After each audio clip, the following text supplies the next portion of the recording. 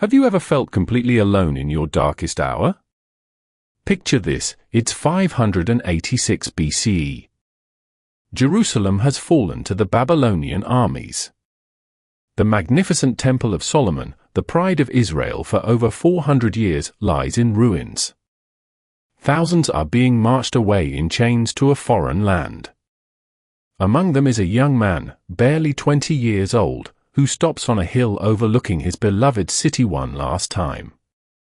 As tears stream down his face, he lifts his eyes to the surrounding mountains, the very mountains that failed to protect Jerusalem, and a profound question escapes his lips: where will my help come from now?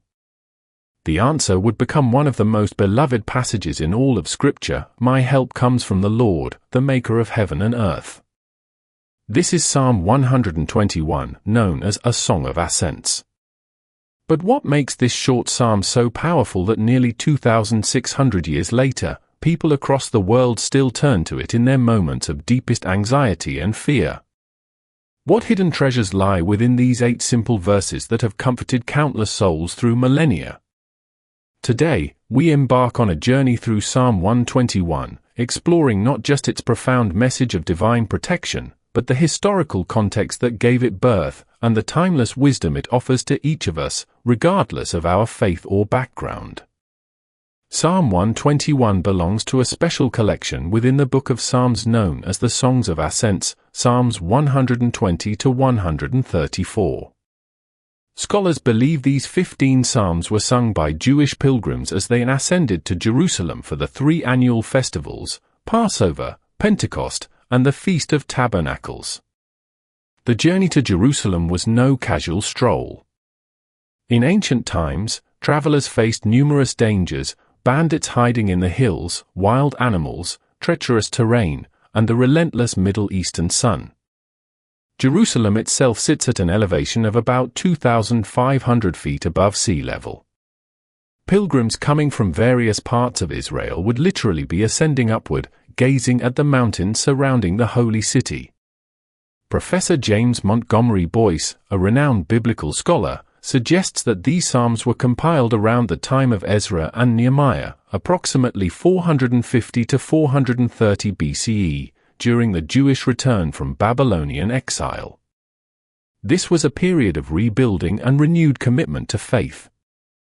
The specific author of Psalm 121 remains unknown. While tradition once attributed all psalms to King David, who reigned around 1000 BCE, modern scholarship recognizes various authors contributed to the psalmic collection across different historical periods.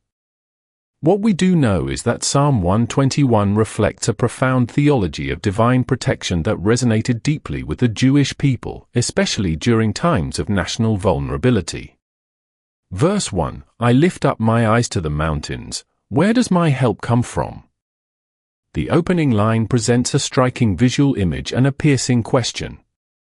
The pilgrim, perhaps weary from travel, looks up at the imposing mountains surrounding Jerusalem. In ancient Near Eastern cultures, mountains held special significance. They were often considered dwelling places of gods. The Canaanites, for example, believed their deity Baal resided on Mount Zaphon. But the psalmist isn't seeking help from these mountains or any supposed gods residing there. Instead, this question serves as a rhetorical device, setting up the powerful declaration that follows. Verse 2, my help comes from the Lord, the maker of heaven and earth. Here lies the psalm's central thesis: true help comes only from Yahweh, the Lord, not from mountains, not from idols, not from human strength. The psalmist immediately establishes God's credentials. He is not just any deity, but the creator of everything that exists. This identification as the maker of heaven and earth serves a dual purpose. First, it establishes God's ultimate authority and power. Second, it reminds the worshipper that the very mountains they gaze upon, indeed, the entire cosmos, came from the hand of the one who now watches over them. Dr. Walter Brueggemann, one of today's foremost Old Testament scholars, notes that this affirmation would have been revolutionary in a world filled with competing gods and local deities. The psalmist claims that the God of Israel transcends all natural phenomena and geographical limitations.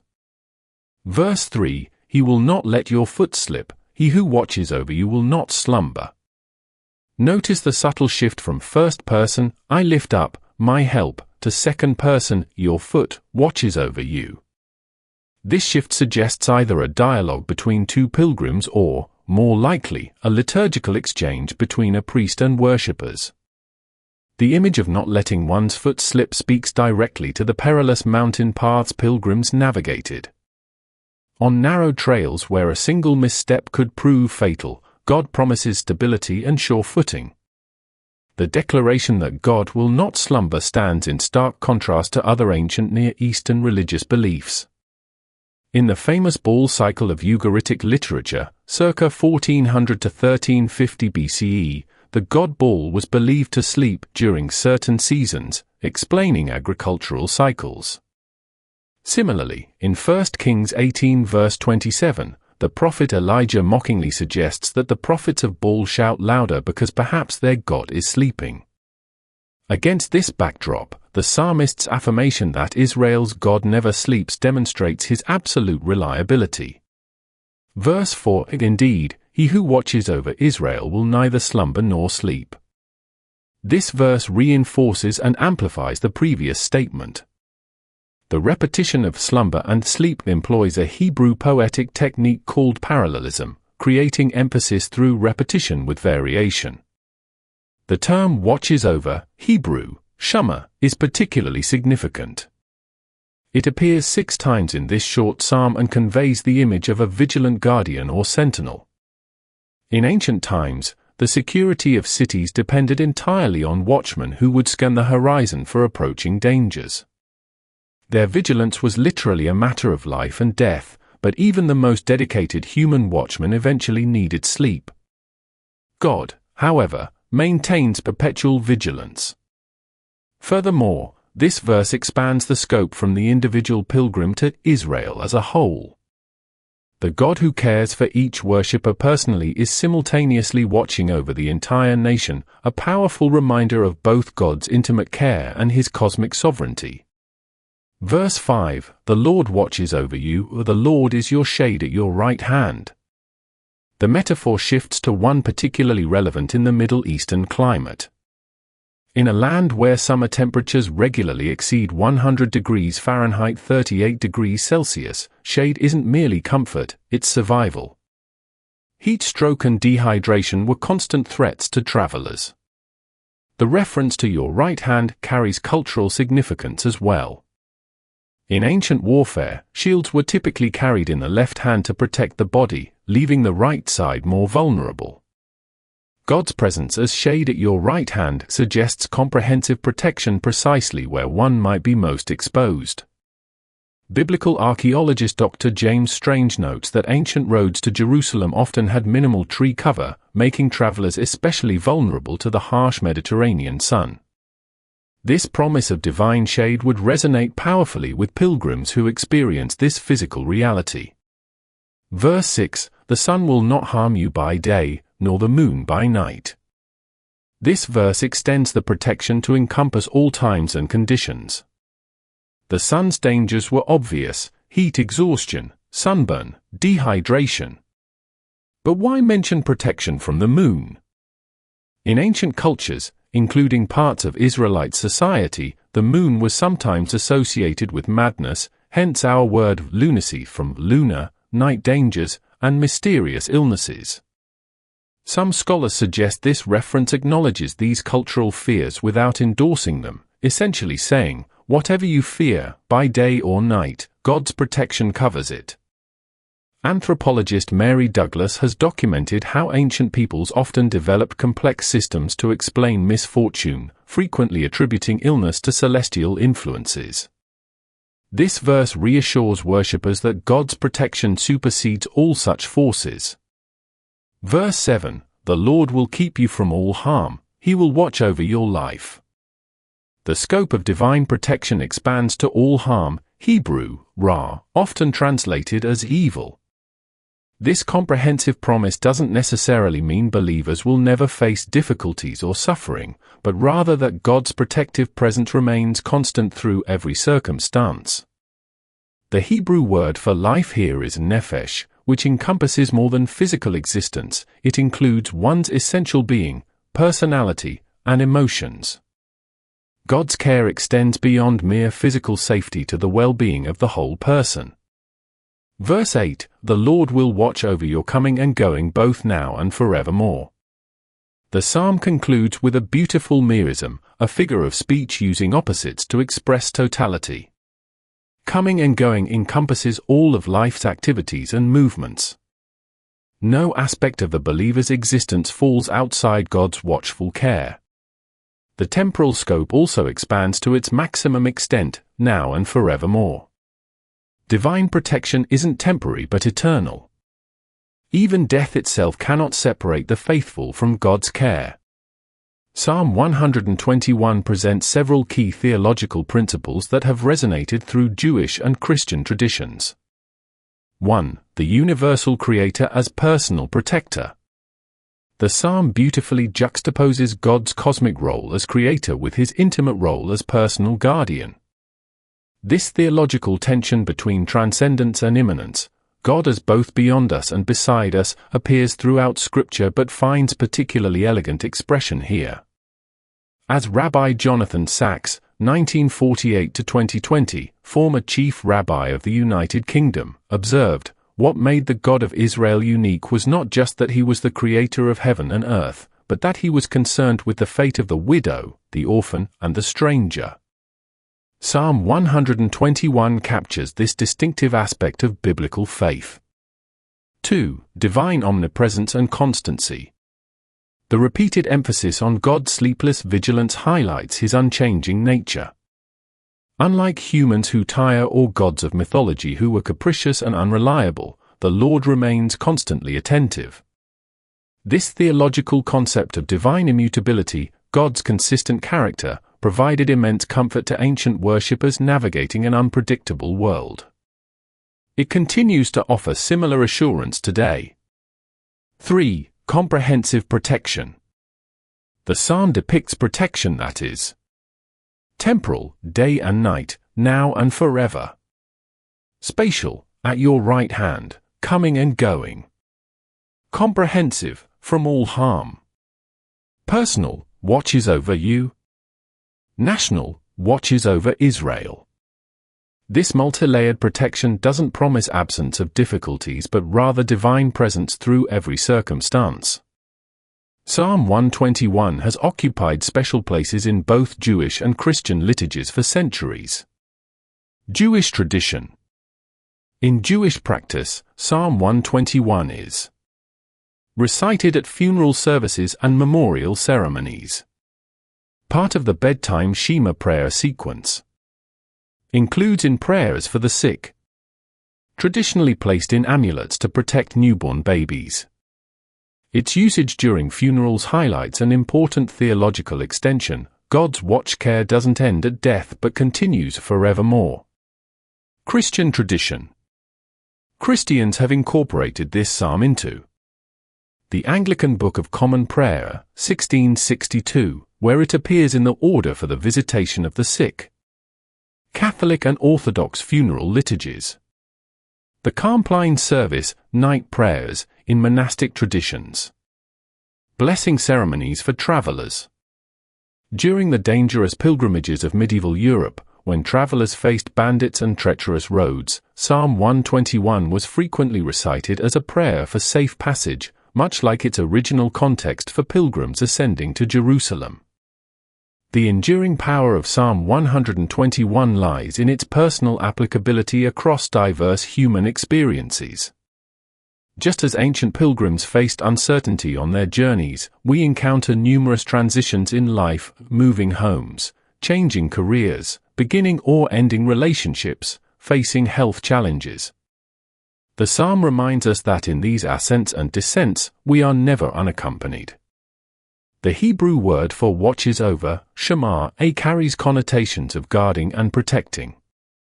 In a world where anxiety disorders affect nearly 300 million people globally, World Health Organization, 2019, this psalm offers a counterbalance to fear, not by denying dangers but by affirming a greater protection. The promise that God watches our going has comforted mourners for centuries. Rabbi Maurice Lamb notes in his book The Jewish Way in Death and Mourning, 1969, that Psalm 121 helps mourners transition from focusing on their loss to recognizing the ongoing spiritual journey of their loved ones. Perhaps most importantly, the psalm sanctifies ordinary moments. The mundane activities of coming and going are elevated to spiritual significance when understood as occurring under divine watch care. This transforms even routine tasks into opportunities for awareness of God's presence. Beyond religious observance, Psalm 121 has permeated broader culture. J.R.R. Tolkien, himself a devout Catholic, alludes to this psalm in The Fellowship of the Ring, 1954, when Frodo and Sam gaze at faraway mountains, contemplating their journey. English poet William Blake references the psalm in Jerusalem, 1804, connecting the ancient Hebrew pilgrimage to his vision of building a spiritual Jerusalem in England. The psalm has inspired countless musical settings across centuries and styles. Heinrich Schütz's classical composition Ich heb mein Organ auf, 1628. African-American spirituals that adapted its imagery during slavery's hardships. Contemporary Christian artist Michael W. Smith's I Will Lift My Eyes, 2006. Israeli composer Naomi Shemer's Jerusalem of Gold, 1967, which incorporates themes from this psalm. Jewish illuminated manuscripts often featured Psalm 121, surrounding the text with images of mountains and watchful guardian angels. Medieval Christian churches frequently depicted the psalm in stained glass, particularly in windows near doorways, symbolizing God's protection over those entering and leaving the sacred space. While Psalm 121 offers comfort, some theological and philosophical questions arise. The problem of suffering. The psalm's assurance that the Lord will keep you from all harm presents interpretive challenges when believers experience tragedy. How should we understand this promise? Rabbi Harold Kushner, in his influential work When Bad Things Happen to Good People, 1981, suggests we must read such passages not as guarantees against suffering but as assurances of God's presence within suffering. Theologian N.T. Wright proposes that the promise is not that nothing bad will ever happen, but that nothing will happen outside of God's watchful care. Universality and particularity. The psalm speaks specifically of God watching over Israel. Does this protection extend beyond the covenant community? Many interpreters, both Jewish and Christian, see in this psalm a progressive expansion from individual to nation to potentially all humanity. The identification of God as maker of heaven and earth suggests his concern extends to all creation. As our journey through Psalm 121 concludes, we return to that young exile gazing at Jerusalem's mountains in 586 BCE. His world was collapsing. Everything familiar was vanishing. Yet in that moment of profound disorientation, the ancient word still spoke, "My help comes from the Lord, the maker of heaven and earth." Across 26 centuries, through exile and return, persecution and prosperity, war and peace, these 8 verses have continued to lift human eyes above immediate circumstances to glimpse a larger reality, a watchful presence that neither slumbers nor sleeps. Whether you approach this psalm as a sacred text or simply as ancient wisdom, its central message remains surprisingly relevant in our distracted, anxious age. We are not alone in our journeys. The same Creator who formed mountains maintains a vigilant watch over human lives. Perhaps, in our own moments of uncertainty, we would do well to remember those time-tested words that have comforted countless souls through the corridors of history. The Lord will watch over your coming and going both now and forevermore. Before you go, I want to personally invite you to be part of our growing community here at Prayer Universe. If this video touched your heart or brought you peace, take a moment to hit that subscribe button and turn on notifications so you never miss a prayer or message that can uplift your spirit. But most importantly, I'd love to hear from you. In the comments below, share just one word or phrase of motivation that this video inspired in you, whether it's hope, gratitude, peace, or something else. Your words matter deeply to us because they help guide the content we create for this channel. Together, let's build a space filled with faith, encouragement, and connection. Thank you for being here, and remember, every prayer counts. See you in the next one.